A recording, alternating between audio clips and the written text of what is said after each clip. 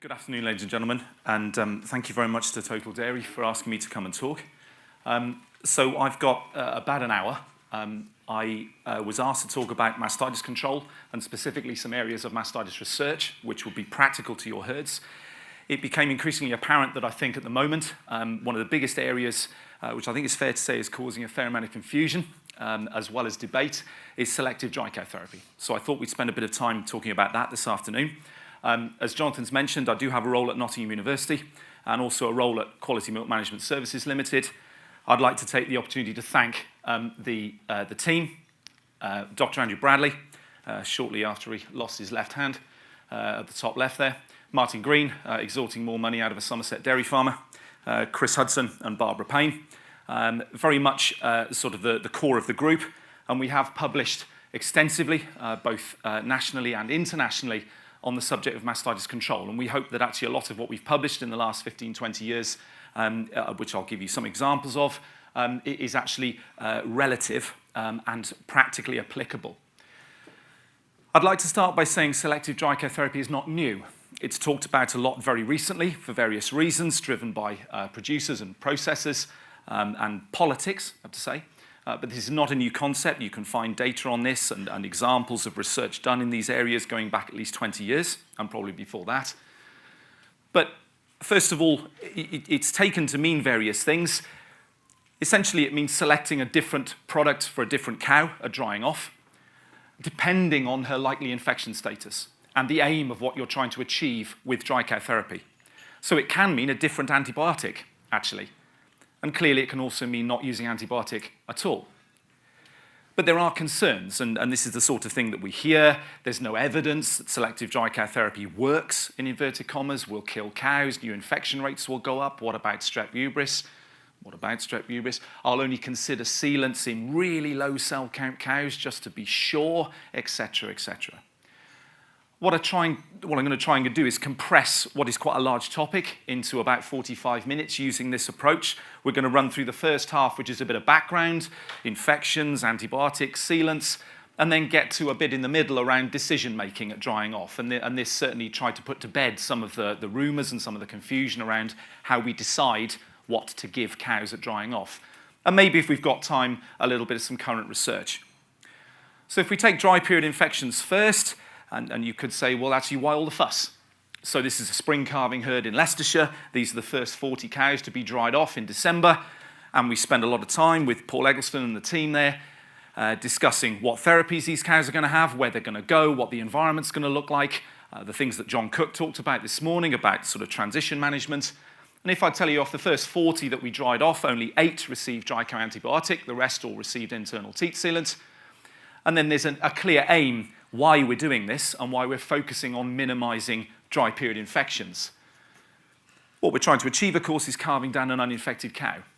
Plenty of evidence about if we're calving down infected cows, over 200,000 cells per mil at first test day, these are more likely to go on to develop mastitis, they're more likely to be culled. Plenty of work around heifers, for example, less lifetime yield, heifers calving in with high cell counts. So we want to calve down an uninfected cow. John touched on the transition period this morning, so this period between drying off and calving, so the last bit of the dry period and the first bit of the next lactation, where actually the red line there shows the rate and the risk of new infections, and it rises quite dramatically at the back end of the dry period. Cows are much more likely to acquire new infections at the back end of the dry period. And these are important because what we know is that infections picked up at the end of the dry period will go on to generate clinical cases in the next lactation. And work done by Andrew Bradley and Martin Green, where they use DNA fingerprinting to show clinical mastitis in early lactation, particularly in the first month, was highly likely to be caused by infections that the cow already had prior to calving. So the impact of infections acquired during the dry period are very important in terms of generating clinical mastitis in the next lactation. So that leads us on to then, well, we put antibiotic into these cows, so surely that must be all right. We're trying to minimize dry period infections, we put antibiotic in. The role of antibiotic dry cow therapy, let's be quite clear now, is to cure existing infection at drying off. That's what it does, that's what it was designed to do in the 60s, National Institute for Research in Dairying, what became the 5-point plan. The role of antibiotic dry cow therapy is to cure existing infection. It then sort of gets hijacked into the second bullet point. Well, it sort of does a bit of prevention as well, probably. And then you hear terms like strong antibiotics, and they last a long time, and they somehow deflect infection pressure away. But no one product offers both optimal cure and optimal prevention. And it's not a prop for poor management. You know, and we have plenty of pictures of sort of varying states of dry period management. But what's the impact of putting antibiotic into an udder? So we put antibiotic dry care therapy into an udder at drying off. What happens? This is data from Alistair Hayton, predates Orbicele actually, so this is late 90s. And Alistair looked at organic herds which were not using dry care therapy. So this bar on the right-hand side is the prevalence of infection in cows that receive nothing whatsoever at drying off, no antibiotic. And the prevalence of infection is around 20%, made up predominantly of staph and streps, the blue and the green, and some coliforms in yellow. The impact of putting antibiotic dry cow in is that we, first of all, if you ignore the colours, roughly halve the prevalence. So we're only about 10% prevalence of infection at calving. So the impact of dry cow therapy is clear. It vastly reduces the prevalence of infection at calving, but it brings that about by controlling staphs and streps. You can see actually what we do is we control the blue and the green very well with antibiotic dry cow, because that's what it's designed to do. And actually what you do is you open the door, in some respects, for coliforms. So actually we see a greater prevalence of coliform infection at calving in the presence of antibiotic dry care therapy. But of course, we're putting antibiotic in to cure. That's what we're doing. We're putting dry cow antibiotic in to cure existing infection the cow's acquired, particularly staphs and streps.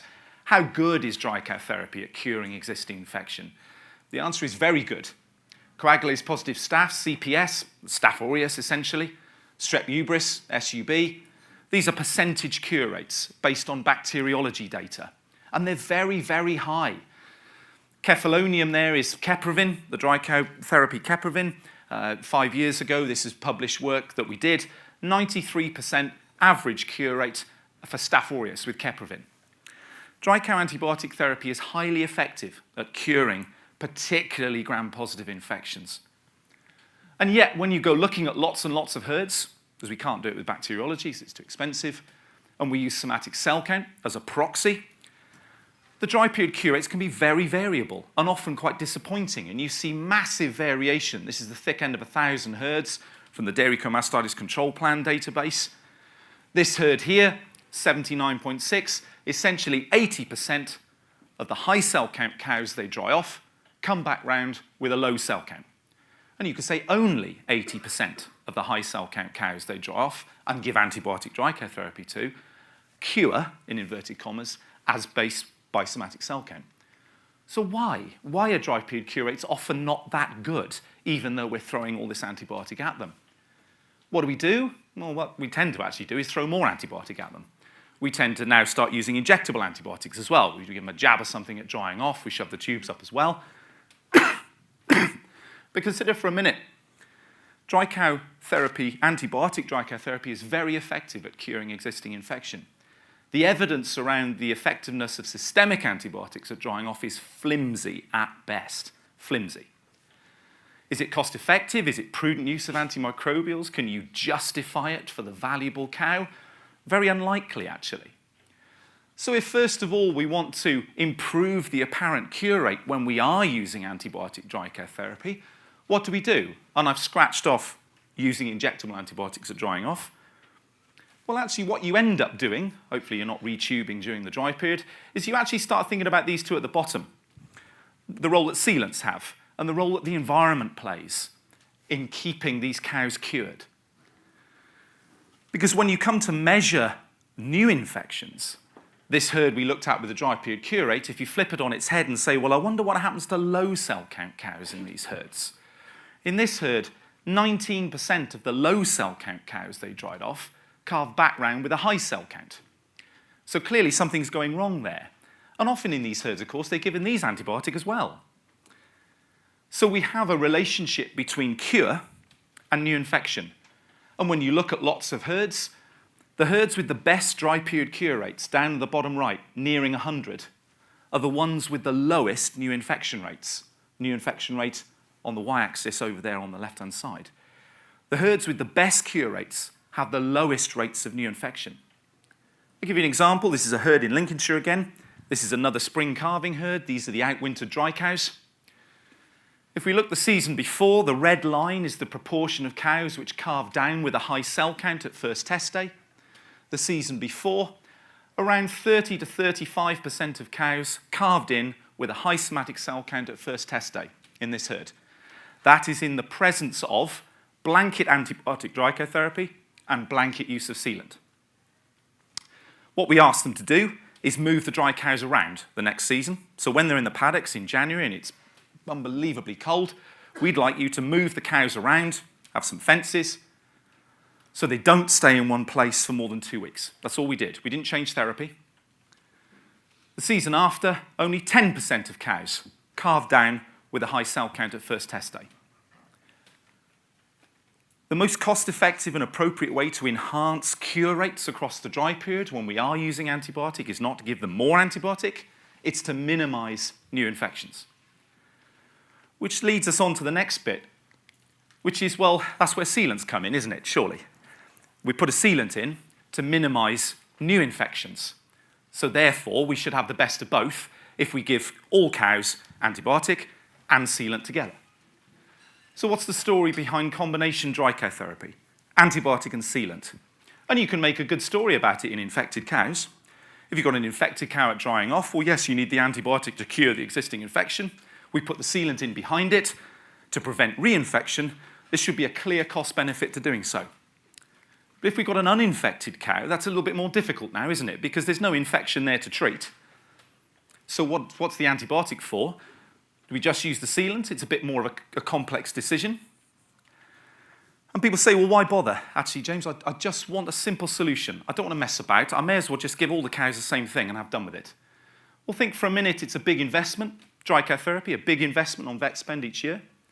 If we also think for a minute the benefits of considering the approach at the cow level, first of all, good infusion technique, and we'll come back to that, but also cow level product selection.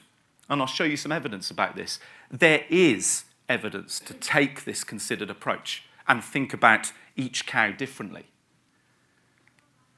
But let's present some research evidence around this idea of antibiotic and sealant in cows or not. This is work we did 5 years ago, or 6 years ago now, down in the southwest. We looked at 6 herds, predominantly low cell count herds, a mixture of housed pasture systems, thick end of 900 cows, and a randomized clinical trial. So we wanted 2 groups. So within those 900 cows, around half of them were high cell count at drying off. The other half were low cell count at drying off. And what we did, we said, oh, okay, they're likely to be infected at drying off if any one of their last 3 cell counts before drying off were above 200,000, and or they'd had clinical mastitis in those last 3 months. So very clear selection criteria. Any one of the last 3 cell counts above 200,000 plus or minus clinical mastitis in those last 3 months, we'll call them infected. Conversely, if the last 3 cell counts were below 200 and they'd had no mastitis in the last 3 months either, we call them uninfected. It's actually a good place to say now, we'll come on to it later, but all the research in these areas around decisions at drying off is being made around that. 200,000 cells, last 3 recordings. And then what we did was randomly allocate these cows at drying off to different dry cow therapies. The high cell count cows, some of them got Kepravin by itself, some of them got Kepravin and then Orbesil behind it. The low cell count cows, some of them got the Orbesil by itself, some of them we put the antibiotic in first and then put the Orbesil behind it. But you can see where we've got to. The low cell count cows are always having sealant, some of them will have the antibiotic as well. The high cell count cows are always having antibiotic, some of them will have the sealant. So we've got a 4-way split. First question is, well, what happened to the high cell count cows? We're trying to cure these. We're giving these antibiotic and sealant, or antibiotic alone. First of all, compared to just having the antibiotic, the numbers in the yellow boxes, green numbers in the yellow boxes, if you were a high cell count cow, given antibiotic and sealant, compared to just antibiotic alone, you were higher odds of calving back in free of a major pathogen. So you were 1.4 times the odds of calving back round free of a major pathogen. so much more likely to carve down an uninfected cow. We extend that out to clinical mastitis. I've covered up what happened to the low cell count cows for a minute. But if you were a high cell count cow at drying off, and you had antibiotic and sealant, the yellow, you had less clinical mastitis in the next lactation, significantly less, compared to if you were a high cell count cow that just received antibiotic alone. Okay, so where does this leave us with a selective approach then? If this is so great, why don't we just give antibiotic and sealant to everything? Why does someone like Rob Clapp, 800 cows down in Glastonbury, why is it that 70% of the cows at drying off in this herd will receive sealant only? And we spend a lot of time going through dry period management decisions. Where's the evidence? Briefly, you can go back to the 90s. This is work out of Holland, where they showed that years of practicing dry cow therapy, years of doing antibiotic dry cow therapy in all your cows were positively associated with clinical mastitis rate, positively associated with it. So there's some relationship there between using blanket antibiotics and getting a lot of clinical mastitis. Andrew Bradley and Martin Green showed, well, actually, taking a selective approach is important, even if you just consider different antibiotics for a minute. Never mind sealant. They showed that if you used a different antibiotic, the red is the Ubro Red product, you saw less mastitis due to E. coli and coliforms in the next lactation. So another bit of evidence for not doing blanket, for not doing the same thing in all cows. John Huxley, this is the work that produced the Orbisil product, showed that compared to the antibiotic tube, quarters that received the teat sealant alone were far less likely to carve in with E. coli infections. And Andrew Bradley and Martin Green again, looking at 52 herds where we had a lot of data about their dry period management. And we were particularly interested in, well, what were the differences in these herds that meant some herds carved in cows with high cell counts and mastitis in the first 30 days, and some herds didn't? What were the differences we could tease apart? Some of the three things around drying off were, first of all, herds that used a surgical spirit swab. So this is cotton wool and surgical spirit, not the alcohol wipes now. Cotton wool and surgical spirit at drying off, they were significantly less likely to carve down a cow with a high cell count. But crucially, herds that took a selective approach to dry cow treatments. So they gave different products to different cows at drying off, were significantly less likely to carve down cows that went clinical in the first 30 days. And also, interestingly enough, herds that made cows stand for 30 minutes after drying off in a clean loafing area were also significantly less likely to carve down a cow that went clinical. So let's come full circle, and let's go back to this research in 2010. And let's think about what happened to the low cell count cows for a minute. So if you remember this research, we've got cows at drying off, some which are high cell count and some which are low cell count, and some of them were giving antibiotic and sealant to. But in the low cell count cows, what happened to these cows given antibiotic and sealant versus just sealant alone? We uncover the clinical mastitis. The first thing to say is that there was no difference whatsoever in the rate of clinical mastitis in the first 100 days of the next lactation if you were a low cell count cow given antibiotic and sealant or just sealant alone. The addition of the antibiotic did nothing in terms of reducing the rate of clinical mastitis in the next lactation. It got even more interesting when you actually thought about the bugs. And I apologise, this is a bit of a busy slide. But on the left-hand side, we've got strep ubris. In the middle, we've got Staph aureus, essentially. If we focus on those two first, it didn't matter if you were a high cell count cow at drying off or a low cell count cow at drying off. The addition of antibiotic to the sealant meant you saw less ubris and less Staph aureus. But if we consider the Enterobacteriaceae, so E. coli and other pathogens like E. coli, actually it's not so straightforward. If you were a low cell count cow, the orange and the blue, if you were a low cell count cow at drying off, and you received antibiotic and sealant, the orange, compared to just the sealant alone, the blue, 12 times more likely to have a coliform infection in the next lactation. So suddenly, we're the other way round. Yep. So the picture is too simplistic, you could argue. Yes, okay, if you're an uninfected cow and you've got antibiotic and sealant, yeah, you're less likely to have a strep or a staph at calving, you're more likely to calve down with a low cell count, but you were 12 times more likely to have a coliform infection causing clinical mastitis if you had antibiotic and sealant. That's not 12 times more mastitis, the mastitis rates were the same. But if she had mastitis, it was 12 times more likely to be coliform, caused by an E. coli. And this is important because this is almost the concept of action and reaction. If we put antibiotic into a gland, there will be consequences of doing so. And those outcomes will be different in different herds, in different cows, or the same cow if you stick her in a different herd, where there's a different pathogen challenge and different management. But essentially, the pattern shifts. If you increase the amount of antibiotic dry cow you use, well, then actually you control cell count very well, yes, because you control hubris and aureus infections particularly.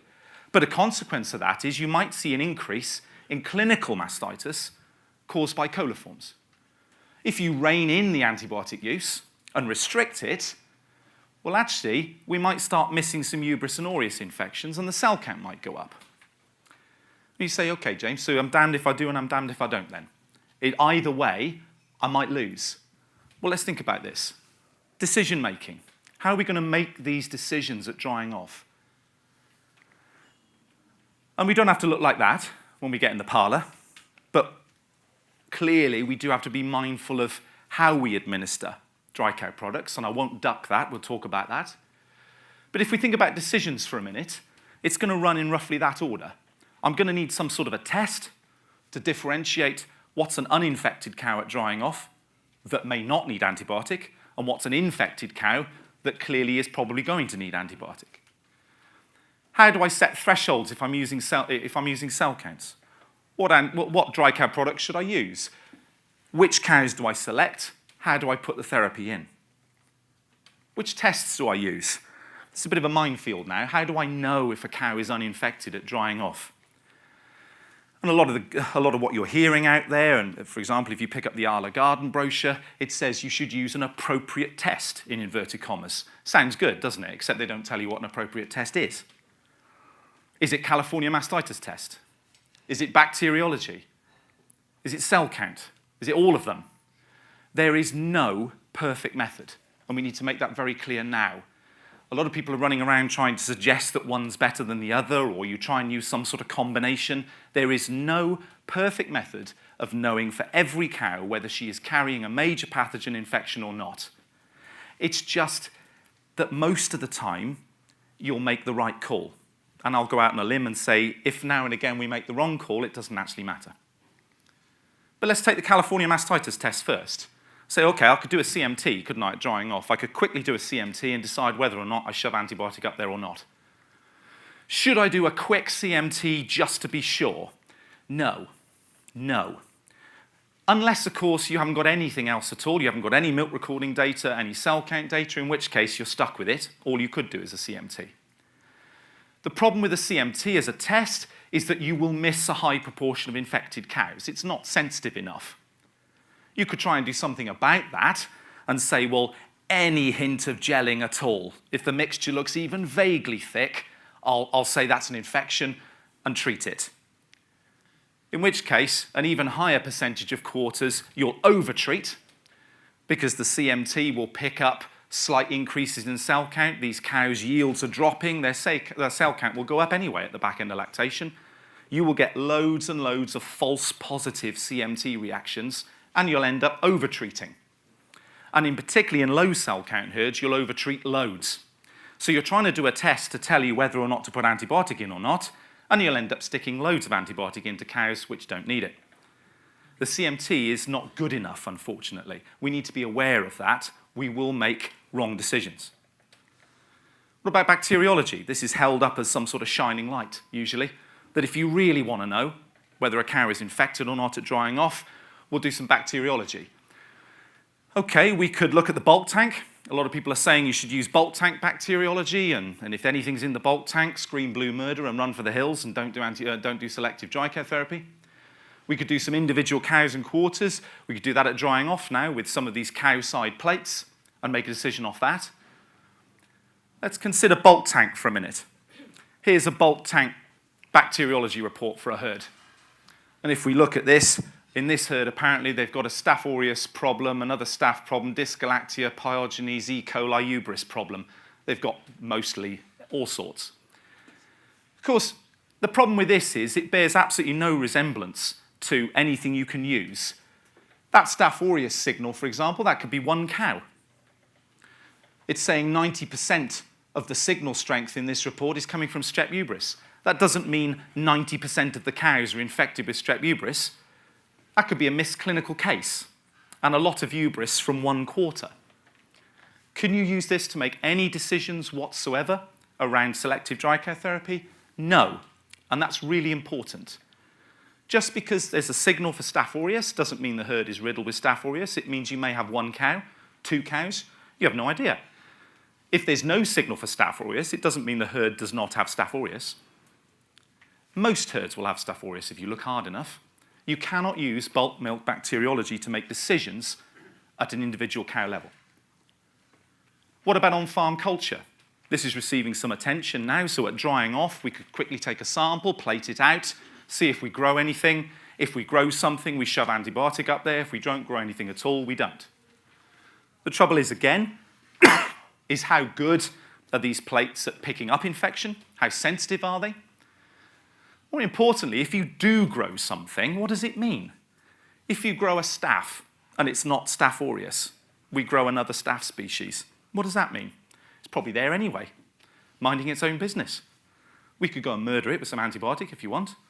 There's probably not much point doing it. Is there any evidence behind this? There's a big study out of Canada in the last couple of years, receiving a lot of attention, where they've gone looking at cows that are less than 200,000 cells at drying off and done some on-farm culture. And guess what? Only 2% of the quarters in that study, across 16 herds, actually were infected with a major pathogen at drying off. Only 2% in these low cell count cows. So the prevalence of major pathogen infection is very low, actually. Be wary with on-farm culture for decisions around drying off because it's put forward as a gold standard, but actually any research comparing bacteriology with cell count data has not been done. You're not comparing like with like. And actually on-farm culture done badly is likely to be a lot worse. So let's get to cell counts. Decisions regarding dry cow therapy using the cow's cell count data. How do we use that? We would put forward the statement that you can only practically make any decisions around dry cow therapy based on cell count data, but we will be the first to hold our hands up and say that you will still make some wrong decisions. It is inevitable. We would also say it doesn't matter if you do. A lot of the press attention is, at the moment is sort of revolving around what thresholds. Where do you set your line? Above what level do you give antibiotic? Below what level do you just put a sealant in? Where's the safe level? The first thing to say is you don't pluck a figure out of the air. And you hear all sorts of things. Oh, I use 70 was something I heard the other night. I use 100. I use 200. I use 150. Actually, if you're not sure, stay with 200. Because most of the time, 200,000 cells will give you the best sensitivity to pick up infected cows, and it'll give you the best specificity to make sure you don't overtreat the uninfected ones. But you can raise and lower the threshold. But that decision is a herd objective to make. You can only do it by looking at your own herd data. It's a very herd-specific thing. Let's consider this herd here. This herd has a bulk cell count. This red line here is meandering along at around 300,000. This is a high cell count herd. And if you look at the proportion of cows above 200,000 cells, the bottom of that red box, it's around 30%. So they've got a lot of high cell count cows. A lot of these cows are chronically high cell count. Clearly, the aim in this herd is to get the cell count down. The aim at drying off is to find as many of these infected cows as possible. This herd does not do selective dry care therapy at the moment. All cows receive antibiotic and sealant. Despite that, their dry period cure rate is 59%. So despite blanket treating with antibiotic and sealant, only 6 from every 10 high cell count cows they dry off actually cure. People say, oh, well, they're not using an antibiotic that's strong enough. Nonsense, rubbish, there's no such thing. If you look at the dry period new infection rate, 37%. If we look at what happens to low cell count cows in this herd, more than a third of these low cell count cows will come back round high cell count. This is enormous reinfection pressure across the dry period. Lots of these high cell count cows are curing. They're just promptly picking up something else again. You get rid of one strep hubris, they're picking up another one before they calve. And back around they come again. We can do selective dry care therapy in this herd.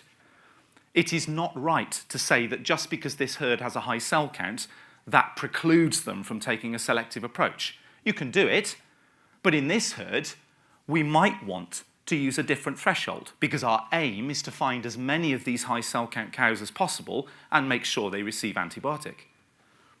Compare it with this herd. The red line's their bulk cell count. It looks a similar size, but hang on, the scale's changed. Their cell count is 80. Their herd average cell count on a test day is 80,000 cells per mil. Oh, it went up a bit. Hang on, it's 100. Steady. This herd is completely different. This herd also gives all cows antibiotic at drying off and all cows a sealant at drying off. And you say, oh, they must have a much stronger tube then. No, they don't. Their dry period cure rate is 90%. Good. Every 10 high cell count cows they dry off, 9 of them come back round low. They haven't got very many to start with. But their new infection rate is only 5%. They're very, very good at keeping cows uninfected across the dry period to make sure they calve back round again low cell count. This herd really does need to do selective dry count because guess what? They don't have a cell count problem, but when you speak to the herdsman, they get a bit of mastitis, 30-something cases per 100 cows per year. Guess what he tells you? When they get mastitis, they're sick. They're ill. Of course they are. The herd cell count's on the floor. These will be opportunistic coliform infections. When these cows go clinical, they're usually pretty rough. We must stop putting antibiotic into these cows at drying off. Most of these cows just need a sealant. There's nothing to cure. The underlying principles, if you want to mess about with threshold, it depends on the herd aim. In that first example, in a high cell count herd, we can do selective dry care therapy, but our aim, we want to maximize sensitivity. We want to make sure we pick up all the infected cows. So what should we do? Lower the threshold. Lower it. Take the threshold down. 100,000, 150. Make sure that we catch as many of those infected cows as possible. So if you want to use a lower threshold, fine, you can use a lower threshold, provided you're a high cell count herd. If you think about the second herd we looked at, the really low cell count herd, they should do selective dry care therapy for sure, but the aim is different. Here, we want to make sure we don't overtreat. We want to make sure we find as many of the uninfected cows as possible and leave them alone and just put a sealant in and don't put the antibiotic in. Leave the threshold at 200. That herd could even pick it up to 250 and say, right, I'm not going to put antibiotic in unless she's above 250 because I want to make sure I leave most of these cows alone. The cell count is low enough, thank you very much. We want to minimize the risk of coliform infections that lead to mastitis in the next lactation. Two very different herds, but that's the principle behind raising or lowering thresholds. Lower the threshold in a high cell count herd. Keep the threshold at 200 or even raise it in a low cell count herd. Quickly, what products? The default position now is that all cows should receive an internal teat sealant. The sheer weight of evidence behind the effectiveness of teat sealants, 18 publications worldwide with the teat seal Orbiseal product, it will significantly reduce the risk of new infection. Some cows then can be chosen to receive penicillin because we're trying to cure them. There may be a role for more broad-spectrum antibiotics, particularly the Ubro Red, if we're trying to minimize the risk of coliform infections in cows we're not sure about. And then we come to selecting the cows. We've made some sort of herd decision about our thresholds. We're then going to apply it to cows. Use 3 cell counts. Use the last 3 somatic cell counts. Incorporate recent mastitis, of course. But there's no point going further back than the last 3 months. Don't condemn a cow to having antibiotic just because she had mastitis 8 months ago and has been low cell count ever since. Particularly if that's a low cell count herd, because guess what? The cause of that mastitis was probably a coliform. And then we can have lists. We can look for cows. We can find cows like this one. Last 3 cell counts, 132, 76, 65. What are we putting antibiotic into that for? What's the antibiotic going to achieve? Nothing. She's uninfected. 130, 76, 65. Clearly, the aim for this cow is to select for prevention. I'm quite happy to put Orbisil by itself, internal teat sealant in that cow by itself. Flip side is this cow. Cell count, 130, 186, 493. The cow below her, 500,000, 1.4 million, 500,000. Clearly, they can have antibiotic, and they need antibiotic to cure the existing infection and combine it with a sealant. And then we get cows like this, and people say, oh, hang on, be careful with this one. Her last 3 cell counts are 80, 100, 138. Oh, it's going up. Be careful, it's rising. Well, it's going to, because her yield's dropping. Back end of lactation, the cell count will go up. She can have Orbisil, she's fine. That's not an infection. Her cell counts are below 200,000 in this herd, last 3, fine, give her Orbisil. And then you get some like this. Her last 3 cell counts, 27, 17, 253. Oh, damn it, fell at the last fence. This is a really low cell count herd, as it happens. We dried her off with Orbisil alone. You have to have some kind of, well, I'll look at it, yeah, all right, it's 250. It's probably a coliform in this herd. The cell count's really low. On balance of probability, it's probably okay, we'll put Orbisil in. But equally likely, you could say, no, I've drawn a line above 250, she's going to have antibiotic. You have to be able to sometimes make individual decisions for these cows, and that's fine. And finally, how do we put the antibiotic in? How do we put the sealant in? Infusing dry cow therapy, whether you're putting sealant in by itself, antibiotic and sealant in, we should have the same approach. Just because we're putting antibiotic in, it doesn't mean we won't infect them. It just means the cow won't drop dead on you. That's all. You'll still infect them if you put the antibiotic in sloppily. A lot of people say, well, it's just attention to detail, isn't it? It's just attention to detail. It's hygiene. No. It's specific things that we should run through.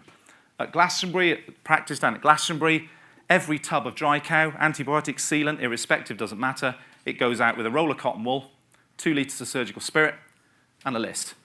In the parlour after milking. Yes, please, in the parlour after milking. Separate job. Don't do anything else. Don't clip the tails. Don't trim the feet. Don't do anything else. Put gloves on. Must pre-dip. That's really important. Alcohol will not kill all bacteria that are present on the teat skin. You need to pre-dip them first. Dry wipe, as if you're prepping them for milking. Cotton wool, soaked in surgical spirit, scrub the teat end. Use a tub with a lid. Good hunks of cotton wool. Pour some surgical spirit on them. Scrub the teat. Must leave the cows to sound for 30 minutes afterwards. Specific things which will mean you will minimize the risk of infecting a cow at drying off. And that's very, very important. We've been drying off cows in various research projects now since 2002, since the original Orbisil work. We haven't lost one yet. Claps, the big herd I showed you with 800 cows, they lost a cow not last summer, the summer before.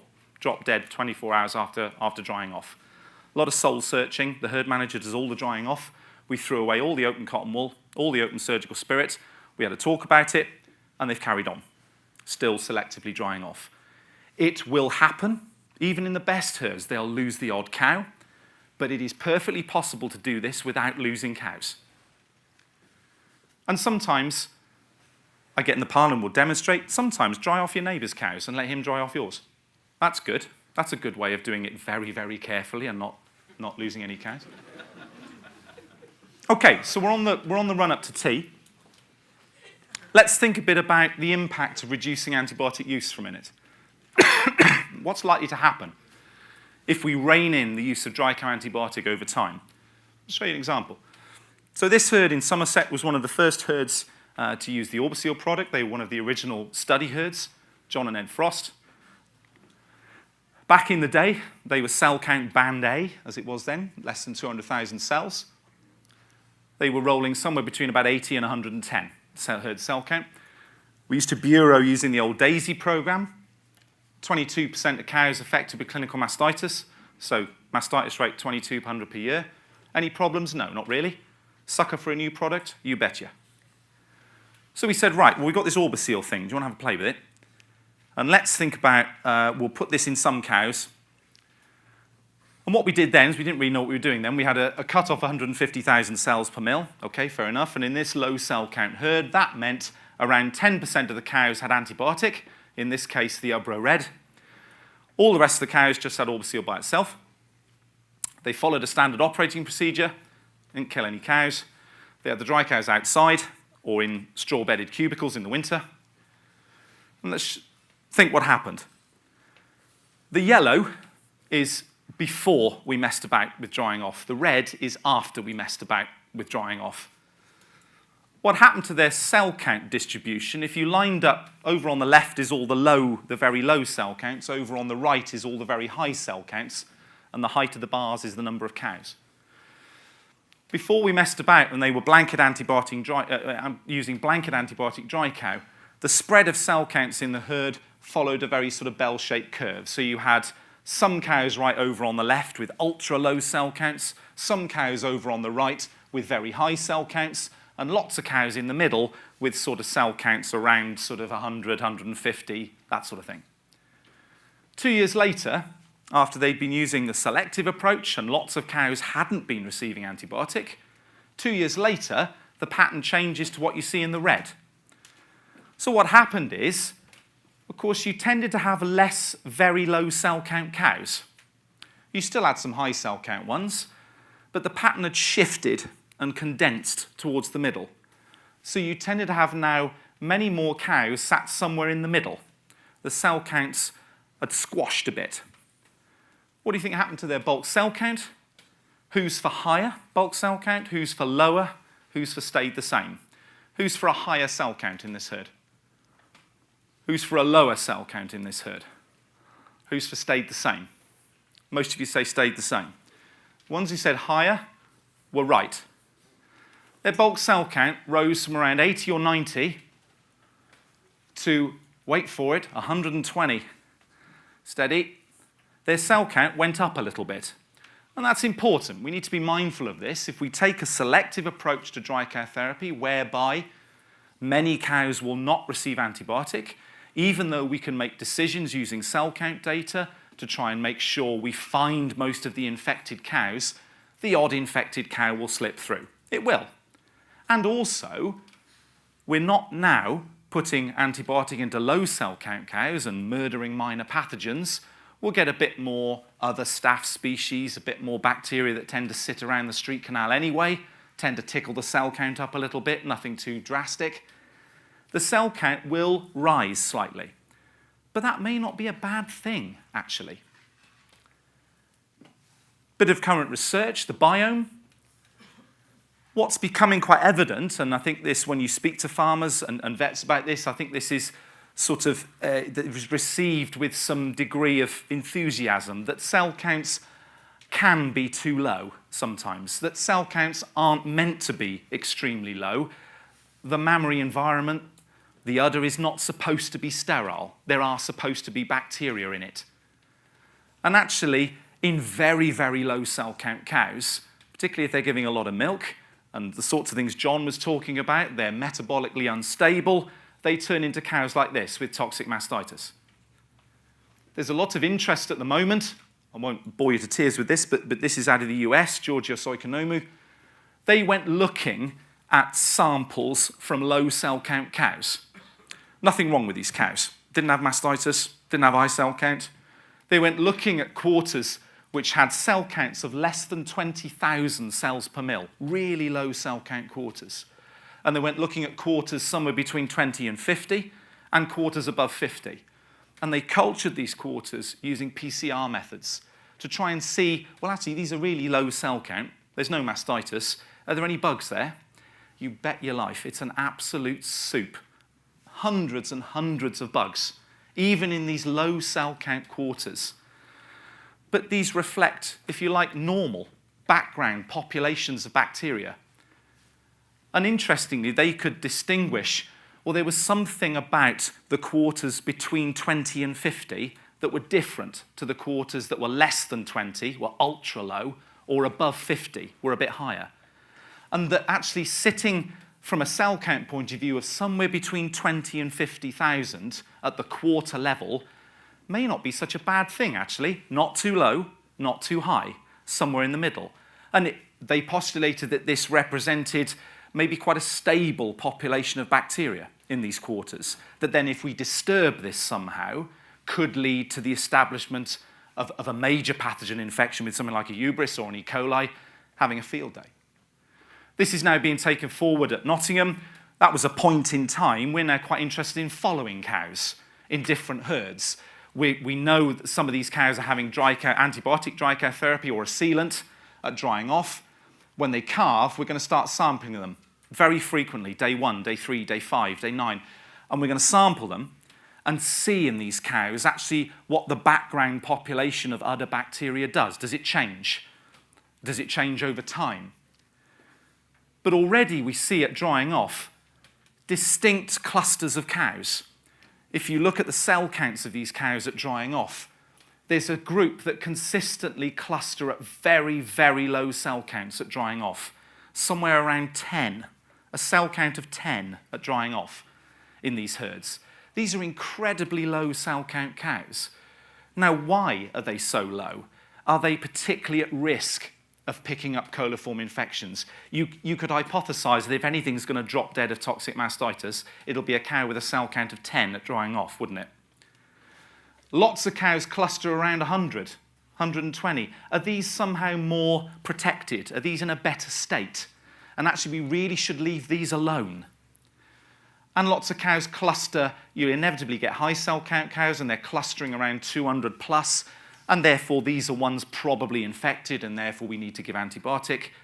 But there's a lot of research interest now into what is it about these two groups of cows at drying off, and the populations of bacteria in these cows that mean these are different. Final thoughts.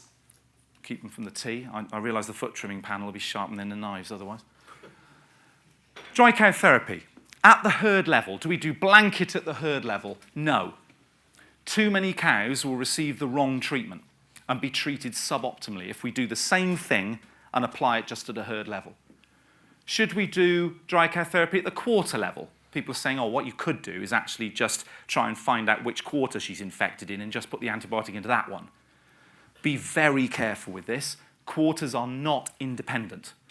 There will be cross-infection between these quarters. The one that you think is infected now is actually not, and the other one is, but you just didn't pick it up. And there's work out of Australia which suggests herds that quarter treat with dry cow therapy have the highest rates of new infection at calving. So the answer from our group certainly, take a cow-level approach. Treat cows with different products at drying off. But remember, dry cow therapy is only part of the answer.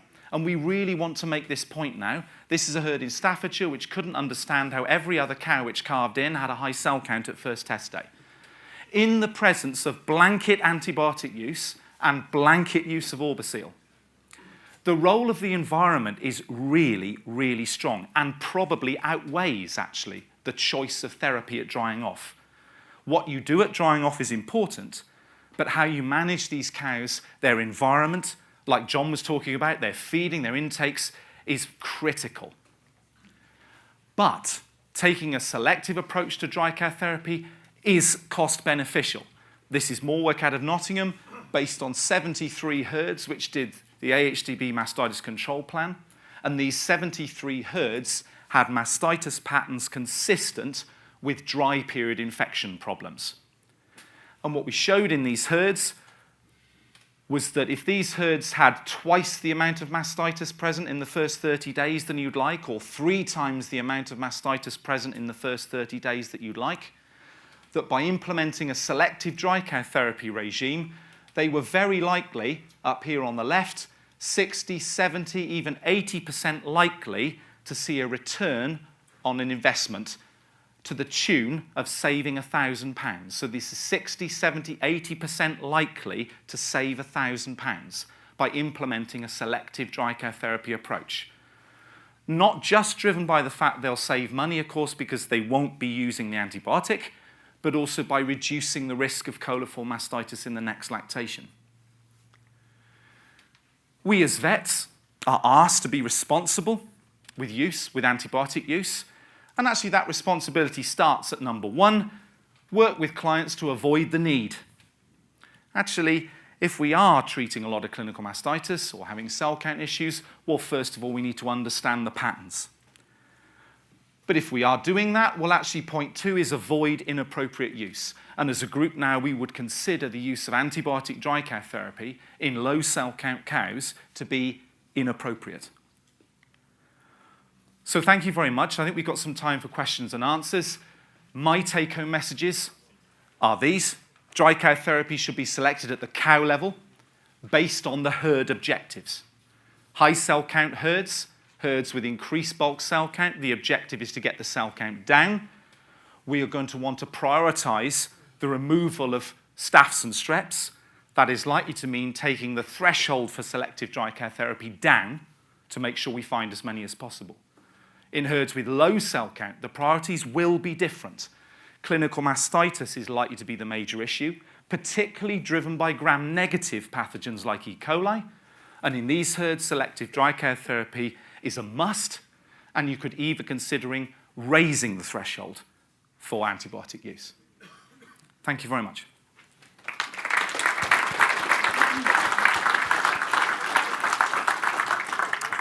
Thank you, James. Well, I'd like to open up the floor for any questions.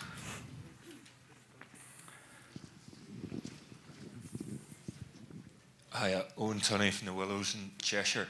Hi, Owen. Just wondering whether in herds where the environment is really suboptimal for the dry cow, have you got any data where you've tried the selective dry cow therapy, and then are there the same difference in reducing the number of E. coli mastitis during lactation? In the absence of actually doing anything to the environment? Yeah. So that was that study I showed. Yeah. So in those study herds where we were randomly assigning antibiotic or sealant or both, we weren't doing anything with the environment in these herds at all. So we weren't impacting the environment, and we still saw a reduction in the risk of coliform mastitis in the next lactation. Is there a level of bad environment where you don't consider it at all? No, but I'm glad you bring it up. So there are these sorts of notional things being bandied about, aren't they? If you don't like the look of the environment, don't do selective dry cow. The point is that the data I showed, the antibiotic dry care therapy doesn't help you. So antibiotic dry care therapy won't reduce new infections if you haven't got that herd example 1 I showed you, where the cure rate was really low and the new infection rate was really high. Well, they were still flinging the antibiotic at the cows and still were experiencing a new infection rate of in excess of 30%.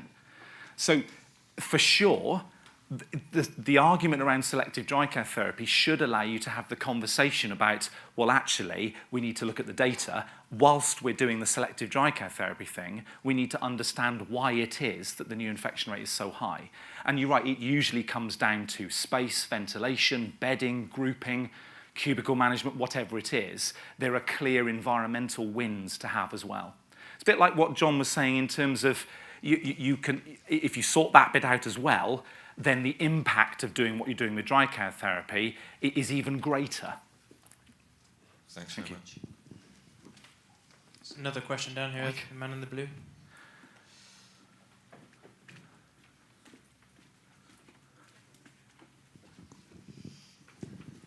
Hi, James. Hello, Mike. Mike Bevan from Lanes Vets. I think with my clients, the main resistance to selective therapy is the risk or the perceived risk of killing the cow. Yes. Is it always an attention to detail of hygiene when you're infusing the sealant, or I don't think it's because you've sealed something in that was already there? It's a very good question, and thank you for answering it. You're right, the presence of pre-existing infection at drying off is not what kills the cow. So if we've accidentally dried off a cow that happened to be infected with a strep uberis all along, or happened to be infected with an E. coli, that's not why she dies. You're right. And the reality is, particularly with coliforms, you could have cows infected with a coliform, but be very low cell count.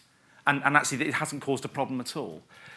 The reason cows may show toxic mastitis 48 hours after drying off and even die is because we will have inoculated a coliform, particularly a coliform, at around the time of drying off.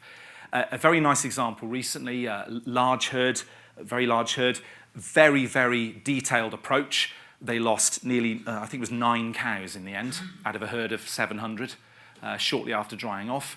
They went through their protocol with me. They had 3 people on the rotary drying off. First person would come along and clip the tails. Second person would come along and open the surgical spirit swab, lay the surgical spirit swab out behind the cow, lay the surgical spirit swab out behind the cow, lay it out. Third person would come along, pick it up a little bit later on, use it to wipe the teats and then put the tubes in. Of course, the first person was clipping the tails, so there was a blizzard of hair and crap falling over the place. We've opened the surgical spirit towel. The alcohol's evaporated 5 seconds later, so you've got now a slightly damp, hairy towel, and then we're wiping the teat ends with it. And I think actually most of the time you can get to the bottom of what exactly it is, that's gone wrong. One of the things I would like to point out is the importance of the pre-dip. I think a lot of herds rely on alcohol alone. The pre-dip is really important. Alcohol will not, for example, kill spore-forming bacteria. So you do need the pre-dip as well. Some herds have fallen down because they make the pre-dip with the borehole water that's stored in a header tank after we've run it through the plate cooler. The borehole water is contaminated with Pseudomonas. We then heat it up gently in the plate cooler and then store it in a header tank. And then we've got almost pure Pseudomonas contaminated water that we're then making our pre-dip with. So those sorts of things can come to light, I think. But it's going to be inoculation during drying off that is the problem. And you're right, it's going through the drying off process step by step. But it is absolutely possible to do this without killing cows. Any other questions? Yep. Chap at the back there. Keep your hand raised so she can. Thank you. Hello, Alex Forbes, Dykehead Holsteins, local Carlo. I'd just like you to make a comment about cell counts in other countries in the EEC that have been practicing dry cow selective therapy for a while, like Holland, I think, because the cell count has gone up in that country. If that continues, will we have to ask our milk buyers to raise the threshold of whatever it be, 200,000 litres, or 200 for the cell count, if you know what I mean? Yes, no, and thank you for the question. I understand what you mean. Yeah, so there's no doubt that a long-term consequence of lots and lots of herds applying a non-antibiotic dry cow approach will mean the cell count of these herds may rise over time. But of course what we do and what we must do when we're doing this is monitor this. And actually that herd I showed you, Frosts, back in 2002 when they started, they've done selective dry cow ever since. But what they will do is actually if the cell count starts to rise and we've got more infected cows at drying off, well then we can actually play with the threshold. We could take the threshold down again, use more antibiotic dry cow. And you play the game of going through periods where actually the priority is perhaps reduction in cell count and periods where the priority is addressing clinical mastitis severity. And actually those periods mean we may use more dry cow antibiotic or we may use less, depending on what we're doing. But it doesn't mean at a national level, suddenly the UK herd average cell count is going to go through the roof and we're going to be into problems. But it does mean at a herd level, the herd cell count may go up slightly, but we can control that. And actually, is it all the fault of selective dry cow?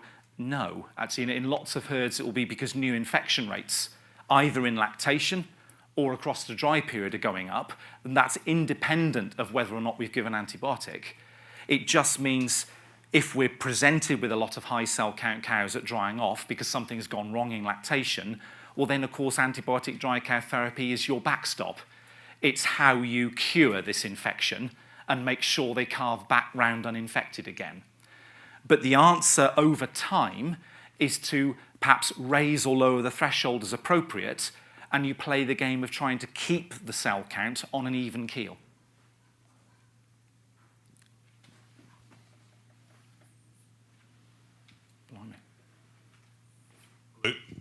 Hello, Charlie Foster from Border Vets in Longtown. I think the issue Alex was raising is, do the milk buyers themselves, do they share some responsibility for, in a sense, driving down milk somatic cell counts quite successfully over the last couple of decades and encouraging, I suppose, blanket dry cow therapy? Do they need to give a little more leeway now in where they set their thresholds? Okay, so I understand what you mean. Is sort of if then the herd cell count will change, we then have to reapply different payment thresholds. I think the first thing to say is, I think nationally as a control measure, the reason we've done blanket antibiotic dry care therapy is to control contagious mastitis. And that hasn't been the milk buyers driving that. That has been an aspiration nationally to control contagious mastitis and to control cell count. I take your point in that some milk buyers in the past have said, well, what about setting a payment threshold at 150? Instead of 200. And certainly we've been quite vocally against that. As saying, no, don't take it any lower, because then you really will force cell counts to be very, very low and are likely to see consequently an increase in toxic mastitis cases, for example. But where we want to get to, we're now a different, if you like, setup. So we're now becoming a bit more like the sort of Nordic countries, the Scandinavian countries, where we're now controlling cell count very well. So if anything, there's a bit of leeway now for the cell count to come up a bit, because we want to control clinical mastitis, which is something different. There are countries, so if you look at South America, for example, they can't even get to blanket dry care therapy yet. They need to get to blanket dry care therapy first to control contagious pathogens. There's no point in having the conversation about selective dry care therapy with countries like that. Does it mean ultimately we have to alter the payment bands? No. Actually, staying at 200,000 is sensible, because the impact of dry care therapy, it doesn't mean that if we suddenly take that away from many cows, the cell count's going to shoot up, and therefore we should allow higher payments. We don't want the cell count to shoot. It won't shoot up. Gently over time, and over quite a long time actually, it might rise. But you're talking about small rises. What will cause cell counts to shoot up will be other things. Now, should we allow higher payment bands? No, because ultimately then you're allowing higher prevalences again, and that's not a good thing either. So I think, first of all, a lot of this decision driven by the milk buyers, for example, we shouldn't be using antibiotic. It's the right decision. We shouldn't be using antibiotic for many, many reasons, actually, of which cow health is the one I focused on, because I think it's the one that doesn't tend to get so much attention. We talk about antibiotic use, development of resistance in the human population. We talk about financial things. We talk about political pressure. But actually, they shouldn't be now. The focus shouldn't be, OK, you've told us to do this. Now you need to put the payments up. No, the first thing is they're forcing the issue, and I think quite rightly so in some respects. We now need to understand what that means in terms of monitoring our herds over a long period of time, and understanding if the cell count does go up a little bit, because it may well do, that isn't necessarily a bad thing, and we can still hold it at about 130, 150 without needing to worry about payment bands. Okay, let's take one more question before we break for tea and coffees. Did you have a question at the front here?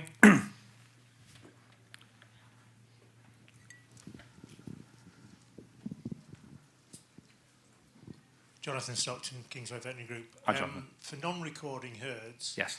what is your protocol for deciding which have selective dry cow therapy? For non-recording herds, my protocol is to try and get them recording. I realise in the current climate that is difficult, but actually I think we perhaps need to be a bit flexible. It doesn't mean they have to monthly milk record. It doesn't mean they have to do compositional and fat and everything. In some herds, particularly block calving herds, find this a bit easier. They can do targeted recording. They can do, sort of the last 3 months cell count and make decisions. But if they're not going to milk record, then you can only do it on a CMT. And I think the first thing we have to say is the CMT will miss infections, and it will call uninfected cows infected. So you'll get wrong decisions both ways. But in non-recording herds, the only way you can do it is with a CMT. I think if you're a high cell count herd, that's probably less of a problem because the CMT will tend to favour picking up infected cows. In a low cell count herd, be prepared to overtreat with a CMT. You know, they will end up putting antibiotic into cows which don't need it because the CMT isn't good enough at distinguishing that. But all you can do is a CMT. I think as long as we have our eyes open and we say we're likely to make more wrong decisions here, but if that's the route we're going to go down, well, that's what we have to do. But ultimately, it is actually something we can only realistically do with milk recording data. Excellent. Thank you, James. Thank you very much. Everyone like to show their appreciation to James for his presentation. Thank you.